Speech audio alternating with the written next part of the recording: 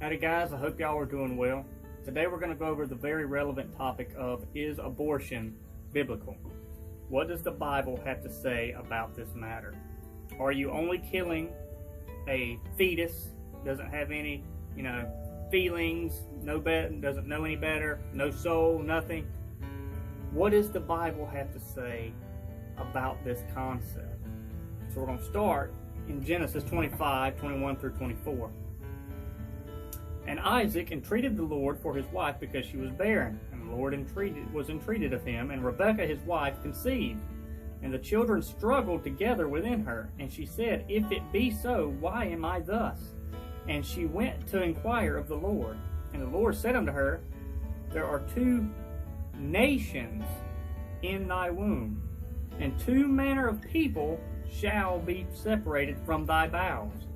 And one people shall be stronger than the other, and the elder shall serve the other. And when her days were delivered were fulfilled, behold, there were twins in her womb. So what can we learn from this right here? God doesn't just see 2 fetuses. He doesn't even just see 2 souls. He sees 2 nations of peoples coming out from this one womb. That's what God sees. God sees all the things, all the people, all the spirits and souls that are to come from this one baby, or 2 babies in this case, to be born. So the following verses also indicates that the very personality and soul of that individual that is to be born is already present in the child before the birth, because it talks about them wrestling within the womb. We're going to touch a little bit more on this as we go along with John the Baptist. So now, let's go to Jeremiah 1:5. Jeremiah 1:5.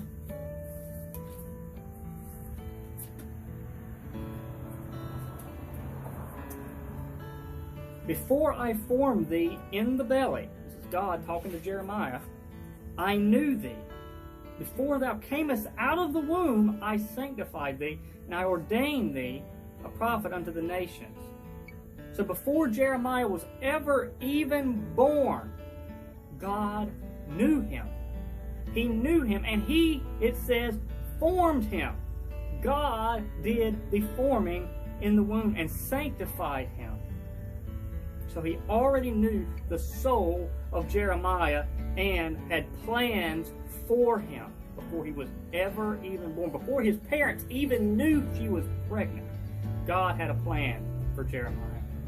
Now let's go to chapter 7, verse 6 through 7. If ye oppress not the stranger, the fatherless, and the widow. The fatherless is children who have lost their father. And shed not innocent blood in this place, neither walk after other gods to your hurt, then I will cause you to dwell in this place and in the land that I gave your fathers forever and ever. So, what does God say? The shedding of innocent blood will get you kicked out of your land. He's telling the ancient Israelites this. What is the concept of abortion, if not the shedding of an innocent life? The baby has no wrongdoing, has done nothing. It is pure, innocent, unadulterated. So, that's just something to think about in terms of what's going on in our country today, and what takes place if this continues. Now let's go to Psalm 139:13. Psalm 139:13.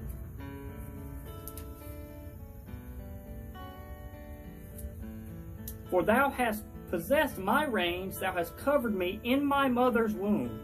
I will praise thee, for I am fearfully and wonderfully made. Marvelous are thy works. What works is he talking about? He just talked about how he was made. The making of the baby within the womb. That my soul knoweth right well. My substance was not hid from thee, when I was made in secret and curiously wrought in the lowest parts of the earth. Thine eyes did see my substance, yet being unperfect, and in thy book all my members were written, which in continuance were fashioned, when as yet was none of them. So before there was even any members to the writer of this song, David, before he ever even had any body parts, his name was written in God's book to be born. He was already in God's eyes born. So, to kill an unborn is to basically play God, to destroy his own handiwork and his own plans for that child. The child was already written down. There are no accidents. Even in the womb, the soul is already present while the members and flesh are building around it. But what about the children conceived in sinful ways? This is one of the big things we hear from abortion advocates. Let's look at another Psalm of David. This will be Psalm 51, 5 through 7. For behold, I was shapen in iniquity, and in sin did my mother conceive me. Behold, thou desirest truth in the inward parts, and in the hidden part thou shalt make me to know wisdom. Purge me with hyssop, and I shall be clean. Wash me, and I shall be whiter than snow. So David is saying that he himself was conceived in sin. David, King David, the greatest king, the man after God's own heart, says that I was conceived in sin. Did that matter to God? No. God had a plan for David, as he has a plan for each and every soul, for those that will seek him and come to the truth, knowledge of the truth in Jesus Christ. Now, let's go to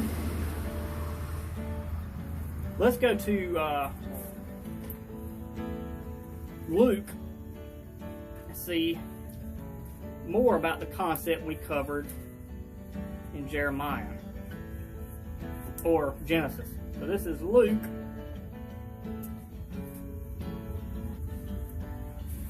This would be Luke 39 through 44.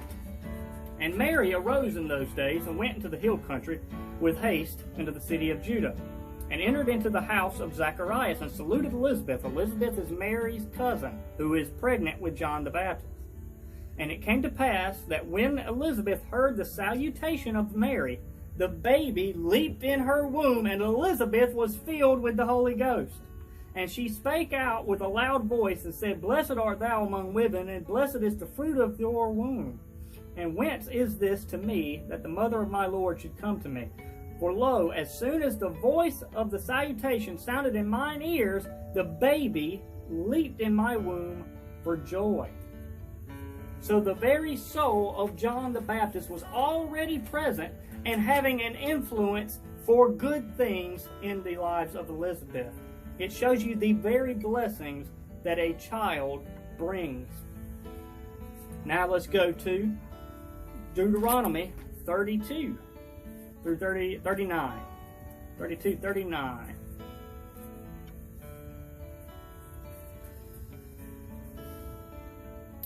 See now that I, even I am he, and there is no God with me. I kill and I make alive. I create life. I wound and I heal. Neither is there any that can deliver out of my hand. For I lift up my hand to heaven and say, I live forever. What is this talking about? God is the one who gives out death or creates life. Only God can do these things. The only time that God allows man to ever take a life is when God is condemning to judgment wicked people for such things such as murder, or wicked adulterous nations who have done horrible, unspeakable things like sacrificing their children to Moloch and other idols, burning them in these molten bars held out by the idol as the baby cries in pain and melts away. So it is taking God's place in your hands to kill the child within your womb, because it is God who gives life, who takes it away. Now let's go to John 9, 1 through 4. Now another thing they like to say, what about those born with pre-existing conditions? If you look at the nation of Iceland, they have eradicated all, I believe it is autism or Down syndrome, from the nation. And they celebrated in the streets about this, that they have eradicated this disease by killing all those. They haven't eradicated any disease. They killed the people that had the disease in the womb before they could ever be born. That's not making some new drug that fixes something, that makes you better or heals your body. It's killing the whole body and then celebrating it as if you've done something righteous. What does Jesus have to say about those born with pre-existing conditions?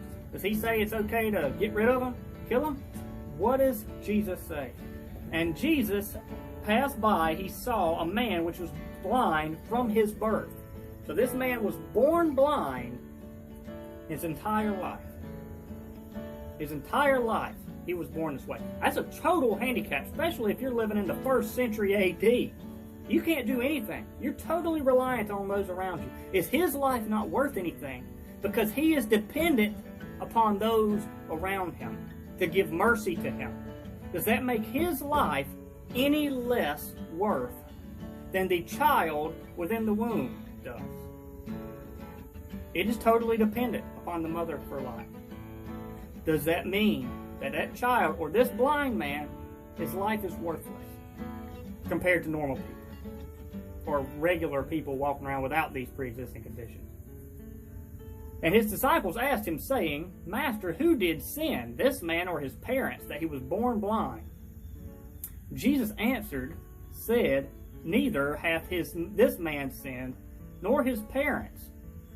So even this man or his parents, he was not conceived out of sin. He was just born into this horrible circumstance of being blind. But watch what he says here. But that the works of God may be manifested in him. I must work the works of him that sent me while it is day. The night cometh when no man can work. As long as I am in the world, I am the light of the world.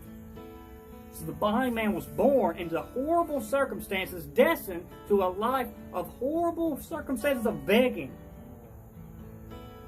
But Jesus said that he was still born, that God's power and mercy could be manifested in him. What does Jesus do? He heals him. He anoints his eyes and heals him, that the power of God might be saw in him.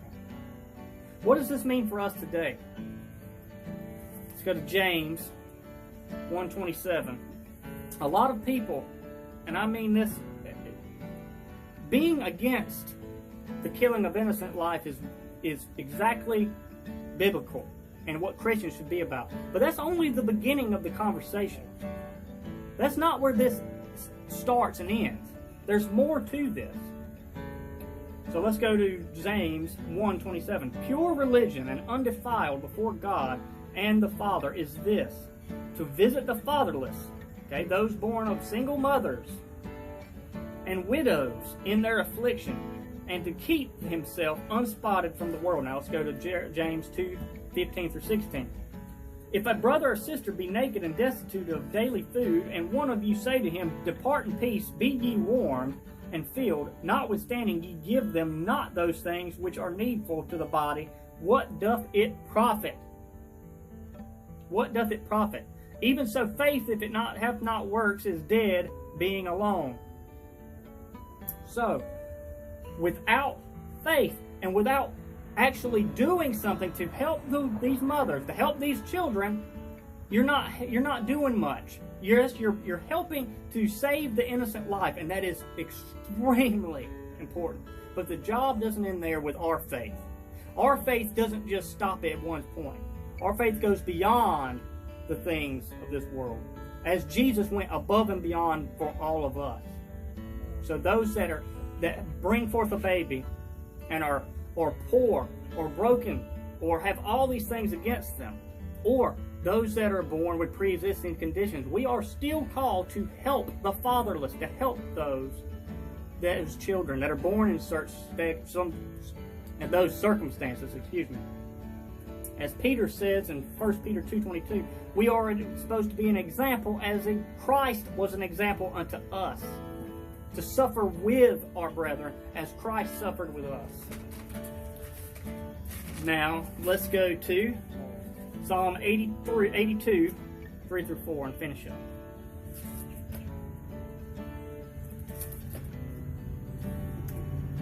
Now, this is just a short video compared to all the things we could talk about on this topic. But I figured that this would be a good verse to stop on. Now, this chapter is about those people in positions of power.